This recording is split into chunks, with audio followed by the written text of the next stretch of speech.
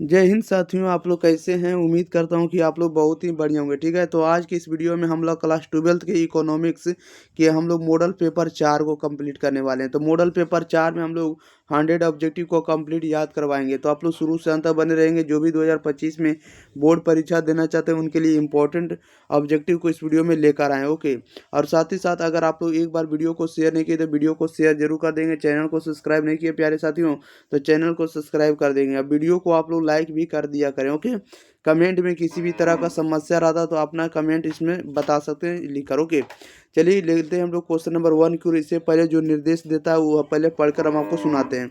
निर्देश में दिया आपको खंड आ में आपको वस्तुनिष्ठ प्रश्न रहेगा, ऑब्जेक्टिव टाइप क्वेश्चन रहेगा।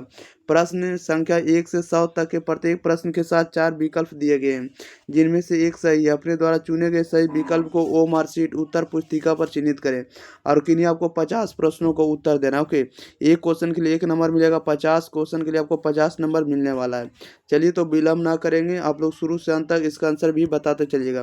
कह रहा है कि सम सीमांत उपयोगिता नियम को किस नाम से जाना जाता है, बताइएगा। सम सीमांत उपयोगिता नियम को किस नाम से जाना जाता है, तो ये जाना जाता है आपको प्रतिस्थापन का नियम से, गोसन का दूसरा नियम से और अधिकतम संतुष्टि का नियम से।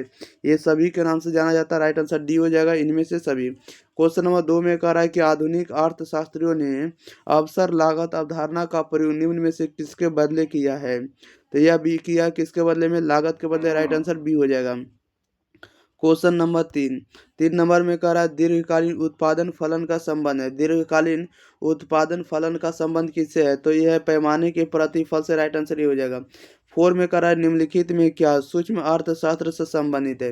निम्नलिखित में से क्या सूक्ष्म अर्थशास्त्र से संबंधित है। राइट आंसर आपका डी हो जाएगा, उपरोक्त सभी से। उत्पादन उत्पादन फलन से हो जाएगा, वितरण से और आपको मूल्य निर्धारण से। ये सभी सूक्ष्म अर्थव्यवस्था से संबंधित है। अगला क्वेश्चन, क्वेश्चन नंबर 5 करा कि पूर्ति वक्र की ढाल होती है। पूर्ति वक्र की ढाल कैसी होती है, तो धनात्मक होती है। राइट आंसर आपका क्या हो जाएगा, ए हो जाएगा। क्वेश्चन नंबर 6 में कह रहा है कि निम्नलिखित में से किस बाजार में फर्में स्वतंत्र रूप से मूल्य निर्धारित नहीं कर सकती है, बताइएगा। कह रहा है निम्नलिखित में किस बाजार में फर्में स्वतंत्र रूप से मूल्य निर्धारित नहीं कर सकती है, तो नहीं कर सकती आपको पूर्ण प्रतियोगिता में। राइट आंसर भी हो जाएगा। क्वेश्चन नंबर देखिएगा 7 नंबर में। 7 नंबर में कह रहा है कि बाजार मूल्य साम मूल्य से क्या होगा। बाजार मूल्य साम मूल्य से क्या होगा, तो ये आपको क्या होगा, तो अधिक होता है, कम होता है, बराबर होता है, सभी होता है। राइट आंसर डी हो जाएगा, इनमें से सभी। क्वेश्चन नंबर 8 में कह रहा है कि किस बाजार में कह रहा है किस बाजार में वस्तुएं एक सी कीमत पर बेची जाती है, तो एक सी कीमत पर बेची जाती है एकाधिकार में। राइट आंसर आपका सी हो जाएगा। क्वेश्चन नंबर 9 में कह रहा है निम्नलिखित में से कौन अर्थव्यवस्था की केंद्रीय समस्या है। अर्थव्यवस्था की केंद्रीय समस्या कौन सी है, तो राइट आंसर आपका क्या हो जाएगा, राइट आंसर आपका डी हो जाएगा। क्या उत्पादन किया जाए, कैसे उत्पादन किया जाए और उत्पादन वस्तुओं का अर्थव्यवस्था में वितरण कैसे किया जाए। ओके, राइट आंसर इसका डी हो जाएगा, उपरोक्त सभी इसके लिए सही है। ओके, क्वेश्चन नंबर 10 में कह रहा है किस साधन में अल्पकाल में कोई परिवर्तन नहीं होता है। किस साधन में अल्पकाल में कोई परिवर्तन नहीं होता है, तो नहीं होता है तो स्थिर साधन के रूप में। राइट आंसर सी हो जाएगा। क्वेश्चन नंबर 11 में कह रहा है निम्नलिखित में कौन उत्पत्ति का साधन नहीं है। उत्पत्ति का साधन नहीं है, तो राइट आंसर सी हो जाएगा, मुद्रा नहीं है। 12 में कह रहा है निम्नांकित में से कौन मांग की लोच मापने की विधि है। मांग की लोच मापने की विधि है, कौन सी है, तो राइट आंसर इसका डी हो जाएगा। ठीक है ना, कुल व्यय प्रणाली है, बिंदु प्रणाली और प्रतिशत या अनुपातिक विधि है, सभी राइट आंसर डी हो जाएगा, इनमें से सभी। अगले क्वेश्चन, क्वेश्चन नंबर 13 में। 13 नंबर में कह रहा है कि निम्न में किसने अर्थशास्त्र के विकास जनित परिभाषा प्रस्तुत की है, बताइएगा।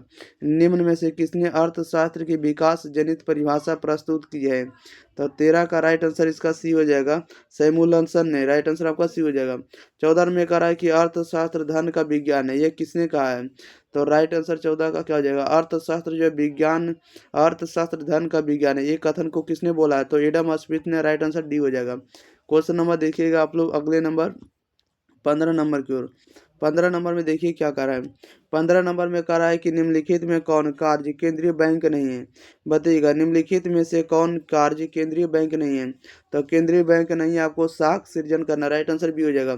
16 में कह रहा है निम्नांकित में से कौन भारत का केंद्रीय बैंक है, निम्नांकित में कौन है जो भारत का केंद्रीय बैंक है, राइट आंसर डी हो जाएगा, भारतीय रिजर्व बैंक ऑफ इंडिया हो जाएगा, आरबीआई हो जाएगा। ओके, क्वेश्चन नंबर 17 कह रहा भारत में किसने 2000 रुपये के नोट का निर्गमन किया, बताइएगा। भारत में किसने 2000 रुपये के नोट का निर्गमन किया, तो राइट आंसर बी हो जाएगा, भारतीय रिजर्व बैंक ऑफ इंडिया। 18 में कह रहा तरलता कोषानुपात में वृद्धि से मुद्रा की मात्रा क्या होगी, तो मुद्रा की मात्रा में क्या होगी, तो घट जाती है, राइट आंसर बी हो जाएगा। क्वेश्चन नंबर 18 नंबर में कह रहा है कि ह्रासमान पैमाने के प्रतिफल में, ह्रासमान पैमाने के प्रतिफल में क्या होगी, तो ये आपको आंतरिक एवं बाह्य हानियाँ प्राप्त होती है, और आंतरिक एवं बाह्य मितव्यताएं दुर्लभता प्राप्त होती है, ये सभी हो जाएगा, राइट आंसर आपका सी हो जाएगा, ए और बी दोनों। अगले क्वेश्चन लेते हैं, क्वेश्चन नंबर देखिएगा आप लोग 20 नंबर की ओर। 20 नंबर में कह रहा है निम्नलिखित में कौन गोसेन का प्रथम नियम है, बताइएगा। निम्नलिखित में से कौन है जो गोसेन का प्रथम नियम है, तो गोसेन का प्रथम नियम कौन है, तो राइट आंसर बी हो जाएगा, सीमांत उपयोगिता ह्रास नियम। 21 नंबर में कह रहा है उत्पादन संभावना वक्र पीपीसी का प्रयोग निम्न में से किसके विश्लेषण में होता है, तो यह किसके विश्लेषण में होता है, यह होता है आपको बेरोजगारी की समस्या एवं प्रौद्योगिकी प्रगति हेतु, अर्थव्यवस्था की केंद्रीय समस्याओं के समाधान हेतु, अर्थव्यवस्था के विकास के विभिन्न पहलुओं के विश्लेषण हेतु, सभी के लिए होता है, राइट आंसर डी होगा, इनमें से सभी। क्वेश्चन नंबर देखिएगा आप लोग सीधे। अगला नंबर कितना नंबर है, 22 का रहा है कि मौद्रिक लागत में निम्नलिखित में किसे सम्मिलित किया जाता है, मौद्रिक लागत में निम्नलिखित में किसे सम्मिलित किया जाता है, तो यह सम्मिलित किया जाता है आपको सामान्य लाभ को, व्यक्त या स्पष्ट लागत को, अव्यक्त या अस्पष्ट लागत को, राइट आंसर डी हो जाएगा, इनमें से सभी या उपरोक्त सभी। क्वेश्चन नंबर देखिएगा 23 निम्नांकित में कौन सही है, निम्नांकित में से कौन सही है, तो राइट आंसर इसका बी हो जाएगा, कुल लाभ क्या है, तो कुल लाभ बराबर होता है कुल आगम माइनस में कुल लागत, राइट आंसर आपका बी हो जाएगा। अगले क्वेश्चन नंबर देखिएगा आप लोग 24 नंबर में। 24 में कह रहा है कि पूर्ति वक्र को खिसकने से शेष बचता है, पूर्ति वक्र के खिसकने से शेष बचता है, ये शेष बचता क्या, तो एक ही पूर्ति रेखा होती है, राइट आंसर ये हो जाएगा। 25 में करा है कि विक्रय लागत किस बाजार की विशेषता है, राइट आंसर सी हो जाएगा, एकाधिकारी प्रतियोगिता, राइट आंसर सी हो जाएगा। क्वेश्चन नंबर 26 में करा है कि पैमाने का प्रतिफल लक्षण है, पैमाने का प्रतिफल लक्षण होता है, क्या होता है, राइट आंसर बी हो जाएगा, दीर्घकालीन उत्पादन फलन का, राइट आंसर बी हो जाएगा। 27 में करा कि the general theory of employment interest and money को के कौन रचयिता है, बताइएगा। The general theory of employment interest and money के कौन रचयिता है, 27 का राइट आंसर सी हो जाएगा, किन्स है, कौन है, किन्स है। क्वेश्चन नंबर 28 नंबर में करा है निम्न में प्रवाह चर नहीं है, निम्न में कौन है जो प्रवाह चर नहीं है, तो 28 का राइट आंसर ए हो जाएगा, पूंजी नहीं है। 29 में कह रहा है कि मैक्रे शब्द किस भाषा से संबंधित है, मैक्रे शब्द किस भाषा से संबंधित है, ग्रीक भाषा से, राइट आंसर ए हो जाएगा। क्वेश्चन नंबर देखिएगा आप लोग 30 नंबर की ओर। चलिए 30 नंबर में आप लोग देखिएगा क्या कह रहा है 30 नंबर में कि राष्ट्रीय आय और रोजगार के सिद्धांत का अध्ययन संबंधित है, राष्ट्रीय आय और रोजगार के सिद्धांत का अध्ययन संबंधित है, यह संबंधित किससे, तो समष्टि अर्थशास्त्र से, राइट आंसर भी हो जाएगा। 31 में कह रहा है कि मैक्रे अर्थशास्त्र निम्नलिखित में किसका अध्ययन करने में प्रासंगिक है, बताइएगा। मैक्रे अर्थशास्त्र निम्नांकित में किसका अध्ययन करने में प्रासंगिक है, राइट आंसर आपका डी हो जाएगा, आर्थिक विकास का करने में, कल्याण का और आर्थिक तुलना का, सभी का राइट आंसर डी हो जाएगा, उपरोक्त सभी का। क्वेश्चन नंबर देखिएगा 32 में कह रहा है कि बाजार मूल्य निर्धारण में निम्नांकित में से कौन अहम भूमिका निभाता है, बताइएगा। बाजार मूल्य निर्धारण में निम्नांकित में से कौन अहम भूमिका निभाता है, तो राइट आंसर इसका सी हो जाएगा, मांग एवं पूर्ति दोनों को। 33 में कह रहा है निम्नांकित में कौन उपकरण मौद्रिक नीति के परिमाणात्मक नियंत्रण के उपकरण में नहीं आता है, बताइएगा। निम्नांकित में से कौन उपकरण मौद्रिक नीति के परिमाणात्मक नियंत्रण के उपकरण में नहीं आता है, तो राइट आंसर इसका डी हो जाएगा, उपभोक्ता साख नियमन। ओके, क्वेश्चन नंबर देखिएगा 34 नंबर में। 34 में कह रहा है यदि कुल उपभोग सी हो तथा कुल आय क्या हो, तो कुल आय आपके लिए आपके पास क्या दिया है, तो कुल आय अगर लाभ हो तो औसत उपभोग प्रवृत्ति का मान क्या होगा। 34 का राइट आंसर आपका क्या हो जाएगा, तब बी हो जाएगा। कुल उपभोग बटा में कुल आय, राइट आंसर बी हो जाएगा। क्वेश्चन नंबर 35 में कह रहा है कि भुगतान संतुलन का निम्न में से कौन सी विशेषता है, तो राइट आंसर इसका डी हो जाएगा। क्रमबद्ध लेखा हो जाएगा, निश्चित समय अवधि हो जाएगा, अव्यापकता हो जाएगा, सभी राइट आंसर डी हो जाएगा। क्वेश्चन नंबर 36 में कह रहा है कि मुद्रास्फीति की स्थिति में मुद्रा क्रय शक्ति है, बताइएगा मुद्रास्फीति की स्थिति में मुद्रा की क्रय शक्ति है, तो राइट आंसर बी हो जाएगा, घट जाती है।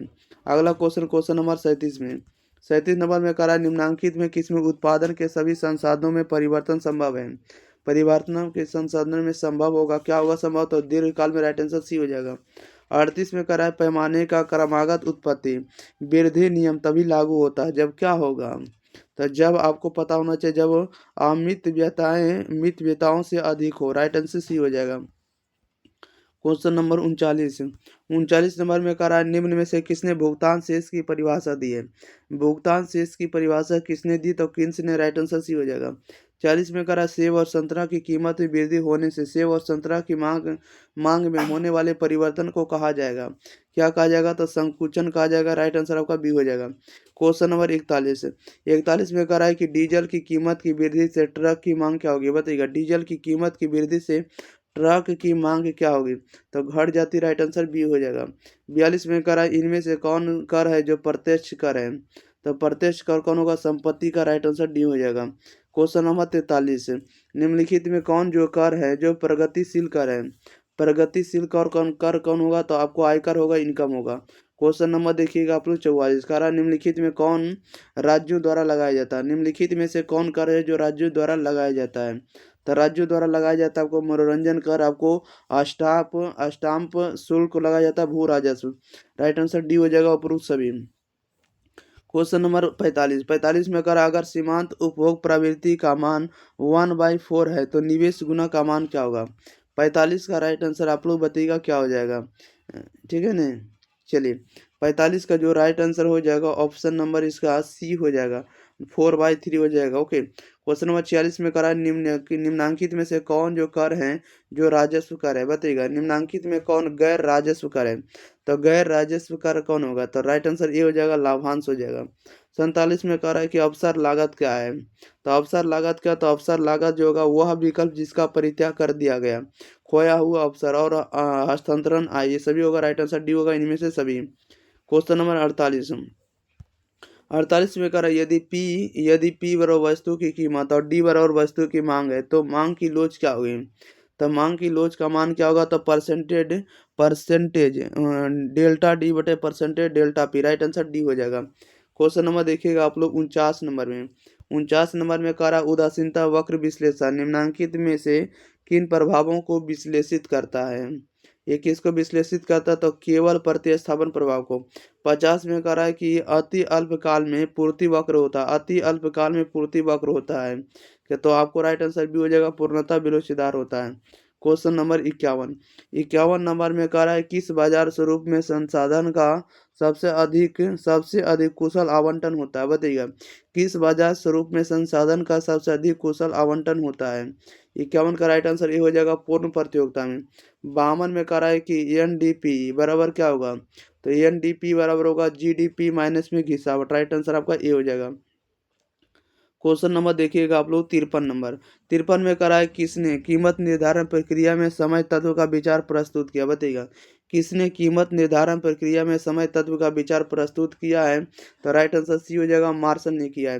54 में करा है किसी वस्तु की मानवीय आवश्यकताओं को संतुष्ट करने की क्षमता क्या कहलाती है, राइट आंसर इसका भी हो जाएगा, उपयोगिता कहलाती है।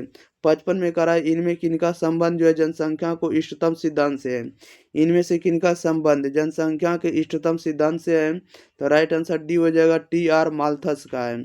अगला क्वेश्चन नंबर 56 में कह रहा है कि निम्नांकित में कौन है जो सेबी का कार्य है, सेबी का कार्य कौन है, राइट आंसर ए हो जाएगा, प्राथमिक एवं द्वितीयक प्रतिभूति बाजार का विनियमन करना, राइट आंसर ए हो जाएगा।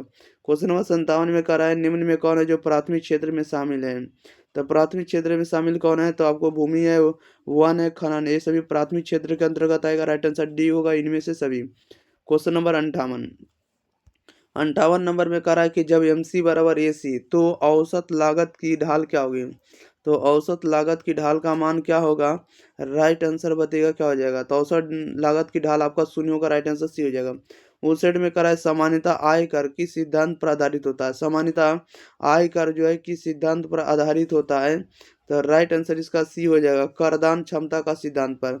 60 में करा है निम्न में कौन है जो वस्तु कर है, निम्न में कौन वस्तु कर है, राइट आंसर भी हो जाएगा, उपहार कर है। ओके, क्वेश्चन नंबर देखिएगा 61 में करा है किनके सुझाव के आधार पर आयकर से संग्रहित राशि केंद्र द्वारा राज्यों के बीच वितरित की जाती है, तो राइट आंसर आपका सी हो जाएगा, वित्त आयोग करता है। ओके, क्वेश्चन नंबर देखिएगा 62 कर है बाजार की असफलता का कारण है, बाजार की असफलता का कारण क्या है, तो आपको बाध्यताएं हैं, क्या है, तो बाध्यताएं या बाध्यताएं, राइट आंसर आपका डी हो जाएगा। नेक्स्ट क्वेश्चन लेते हैं, क्वेश्चन नंबर देखिएगा आप लोग 63 नंबर की ओर। चलिए 63 नंबर में देखिए क्या करा है, करा 63 नंबर में कि भुगतान शेष में कौन सी मंदे सम्मिलित है, भुगतान शेष में कौन सी मंदे शामिल होती है, तो 63 का राइट आंसर डी हो जाएगा, क्या हो जाएगा, डी हो जाएगा। दृश्य मंदे शामिल होता है, अदृश्य मंदे और पूंजी अंतरण शामिल होता है, राइट आंसर डी होगा इनमें से सभी। क्वेश्चन नंबर 64 में करा अल्पकालीन उत्पादन की दशा में एक विवेकशील उत्पादक किस अवस्था में उत्पादन करना पसंद करेगा, तो यह पसंद करेगा किसमें, तो द्वितीय अवस्था में, राइट आंसर भी हो जाएगा। क्वेश्चन नंबर 65 नंबर में कह रहा है कि औसत परिवर्तनशील लागत क्या, औसत परिवर्तनशील लागत क्या है, तो राइट आंसर इसका डी हो जाएगा, कुल परिवर्तनशील लागत भागा में आपको उत्पाद हो जाएगा, राइट आंसर डी हो जाएगा। 66 में कह रहा है कि श्रम मांग वक्र में वामावर्ती विचलन का कारण होता है, श्रम मांग वक्र में वामावर्ती विचलन का कारण होता है। 66 का राइट आंसर क्या आ जाएगा, ए हो जाएगा, मजदूरी दर में कमी हो जाएगा। ओके, क्वेश्चन नंबर 67 नंबर में देखिए क्या कह रहा है कि एक अर्थव्यवस्था में उत्पादन संसाधनों का स्वामित्व किस क्षेत्र के अधीन होता है, एक अर्थव्यवस्था में उत्पादन संसाधनों का स्वामित्व किस क्षेत्र के अधीन होता है, राइट आंसर इसका सी हो जाएगा, उत्पादन क्षेत्र में के अधीन होता है। 68 में कह रहा है कि भुगतान शेष का घटक है, भुगतान शेष का घटक होता है, तो चालू खाता होता है और पूंजी खाता दोनों होता है, राइट आंसर सी हो जाएगा, ए और बी दोनों। क्वेश्चन नंबर 69 में कह रहा है किस मूल्य पर वास्तविक सकल घरेलू उत्पाद मापा जाता है, किस मूल्य पर वास्तविक सकल घरेलू उत्पाद मापा जाता है, तो 69 का राइट आंसर आपका ये हो जाएगा, आधार वर्ष कीमतों पर। 70 में कह रहा है एक मध्यवर्ती वस्तु के रूप में मुद्रा ने किस प्रक्रिया को सरल कर दिया है, बताइएगा, एक मध्यवर्ती वस्तु के रूप में मुद्रा ने किस प्रक्रिया को सरल कर दिया है, राइट आंसर इसका डी हो जाएगा, मूल संचयन को, मूल्य मापन को और लेन देन बोले तो विनिमय को, राइट आंसर इसका डी हो जाएगा।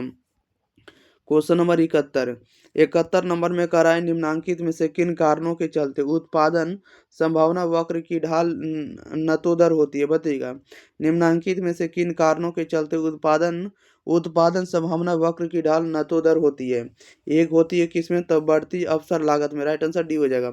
72 में कह रहा है कि एक अर्थशास्त्री का कार्य विश्लेषण करना है, निदान करना नहीं, यह किनका कथन है, तो यह कथन किनका है, तो किन्स जी का है, राइट आंसर डी हो जाएगा।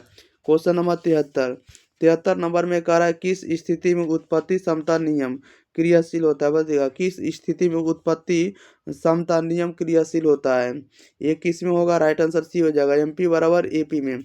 74 में कह रहा है अर्थव्यवस्था में दुर्बलता की समस्या का कारण है, राइट आंसर बी हो जाएगा, सीमित संसाधन का। क्वेश्चन नंबर 75 नंबर में कह रहा है कि आधुनिक अर्थशास्त्रियों के अनुसार उत्पादन के साधनों का पारिश्रमिक निम्नांकित में से किस पर निर्भर करता है, बताइएगा, आधुनिक अर्थशास्त्रियों के अनुसार उत्पादन के संसाधनों का पारिश्रमिक निम्नांकित में किस पर निर्भर करता है, तो ये निर्भर किस पर करेगा, तो यह निर्भर करता है साधन की सीमांत उत्पादकता पर, राइट आंसर डी हो जाएगा। क्वेश्चन नंबर 76 में कह रहा है किस वर्ष अर्थशास्त्र का अध्ययन मैक्रो अर्थशास्त्र और माइक्रो अर्थशास्त्र में विभक्त हुआ, राइट आंसर इसका ए हो जाएगा, 1930 में विभक्त हुआ। 77 में कह रहा है कि विश्वव्यापी महान मंदी कब हुई, बताइएगा, विश्वव्यापी महान मंदी कब हुई, 77 का राइट आंसर भी हो जाएगा, 1929 से 1939 के बीच। 78 में कह रहा है एक मिश्रित अर्थव्यवस्था की केंद्रीय समस्याओं का समाधान किसके द्वारा होता है, बताइएगा, एक मिश्रित अर्थव्यवस्था की केंद्रीय समस्याओं का समाधान किसके द्वारा होता है, बताइएगा आप लोग, सही जवाब क्या हो जाएगा 78 का। चलिए आप लोग 78 का राइट आंसर दे दिए। यह जो होता है किसके द्वारा होता है? यह होता है आपको मूल्य नियंत्रण द्वारा, बाजार तंत्र के द्वारा और योजना तंत्र के द्वारा, सभी के द्वारा। राइट आंसर डी हो जाएगा, प्रूफ सभी। 79 में करा निम्न में किस में कुछ आगतें स्थिर रहती है? निम्न में किस में कुछ आगतें जो है स्थिर रहती है? 79 का राइट आंसर बी हो जाएगा, अल्पकाल में। राइट आंसर बी हो जाएगा। 80 में करा निम्नांकित में कौन जो है इस संयोग पूरक वस्तुओं का है? निम्न में कौन संयोग पूरक वस्तुओं का, संयोग पूरक वस्तुओं का है, कौन है? तो 80 का राइट आंसर आपका बी हो जाएगा। क्या हो जाएगा? बी हो जाएगा, कलम और स्याही है। अगला क्वेश्चन, क्वेश्चन नंबर 81। 81 नंबर में कह रहा है निम्नांकित संयोग में से अस्थानापन्न वस्तुएं कौन है? अस्थानापन्न वस्तुएं कौन है? राइट आंसर बी हो जाएगा, सरसों तेल और रिफाइंड तेल। रिफाइंड तेल जिसको कहते हैं, राइट आंसर बी हो जाएगा। 82 में कह रहा है निम्नांकित में कौन मांग वक्र पूर्णतः लोचदार होता है, बेलोचदार होता है? बताइएगा। कह रहा है कि निम्नांकित में कौन मांग वक्र पूर्णतः बेलोचदार होता है? राइट आंसर बताइए क्या हो जाएगा? 82 का है, तो ए हो जाएगा ऊर्ध्वाधर मांग वक्र। ओके। अगले क्वेश्चन, क्वेश्चन नंबर देखिएगा 83 नंबर में। 83 में कह रहा है कि अगर औसत आगम और औसत लागत बराबर है तो किस प्रकार की स्थिति रहती है? तो किस प्रकार की स्थिति रहती है? तो यह रहती है आपको आधी आधी सामान्य लाभ। राइट आंसर सी हो जाएगा। 84 में कह रहा है निम्नांकित में कौन नियम कृषि में लागू होता है? निम्नांकित में कौन है जो नियम जो है कृषि में लागू होता है? राइट आंसर सी हो जाएगा, उत्पत्ति ह्रास नियम का। Question number 85। 85 में कह रहा है कि भौतिक आदाओं तथा प्रदाओं के फलनीय संबंधों को क्या कहते हैं? बताइएगा। भौतिक आदाओं तथा प्रदाओं के फलनीय संबंध को क्या कहते हैं?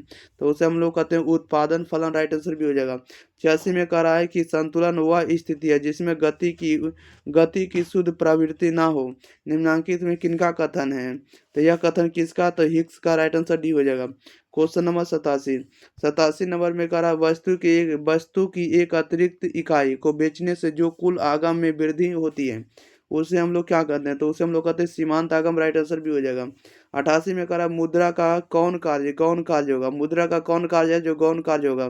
तो राइट आंसर डी हो जाएगा, स्थगित भुगतान। राइट आंसर डी हो जाएगा।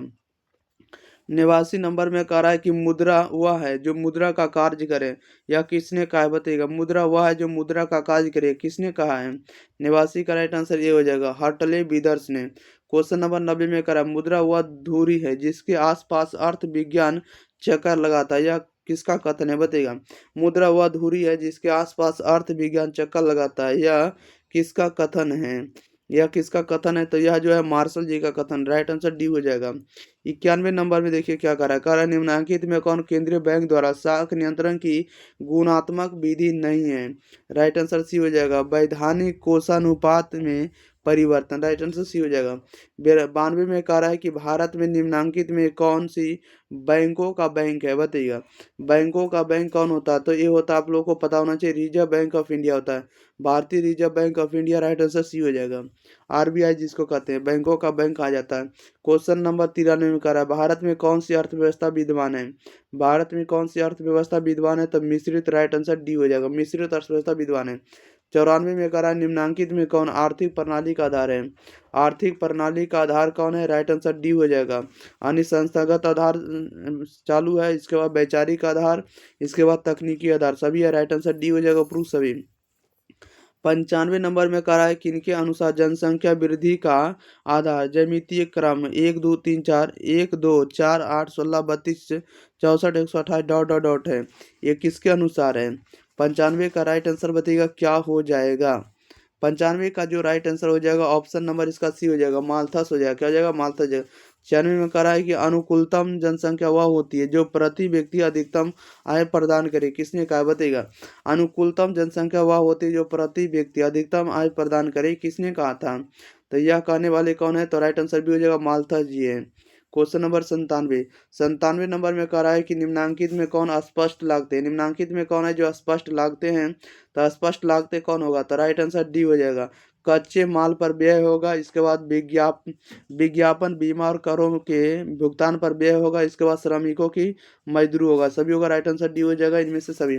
98 में कह रहा है निवेश गुना की अवधारणा किसने प्रस्तुत किया? बताइएगा।